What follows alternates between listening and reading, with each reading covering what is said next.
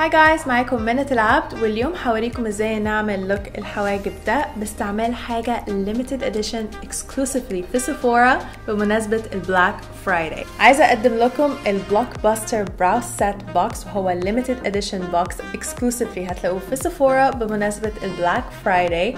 متحمسة جدا اتكلم عنه عشان فعلا في كل المنتجات اللي انت عايزاها، سواء لوك ناتشرال لوك دراماتيك، هتلاقي كل منتجات الحواجب اللي انت تحتاجيها. اللي بحب في البوكس ده ان هو بيجي معاه 5 منتجات حواجب فول سايز، بيجي معاه goof proof brow pencil،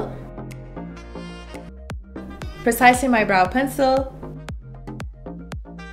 fool proof brow powder، كبراو كريم جل، ومعاه الجيمي براو بلس وسبولي براش عشان تمشطي وتدمجي الحواجب مع المستحضر. بحب في البوكس ده ان هو بيساعدك ان انت توفري وفي نفس الوقت تأسسي كولكشن تحفة للمنتجات الحواجب اللي عندك. لو عايزين تعرفوا ازاي عملت اللوك ده تابعوا معايا وهوريكم خطوة بخطوة عشان تشوفوا المنتجات اللي استعملتها.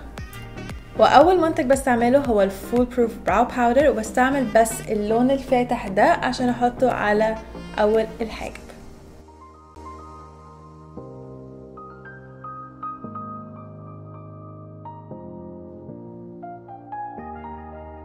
زي ما انتم شايفين اول حاجه ببتدي هادي جدا باستعمال الفول بروف براو باودر. تاني خطوه بستعملها هو البريسايسلي ماي براو بنسل، وابتدي احدد اخر الحاجب وخليه very precise ومحدد.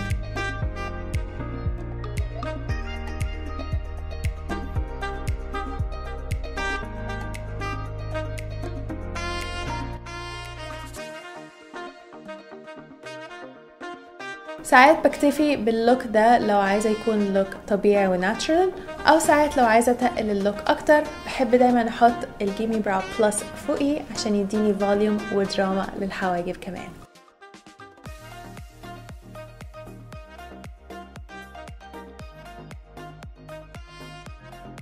ودلوقتي هبتدي اعمل نفس الخطوات للحاجب التاني عشان اخلص اللوك الحواجب.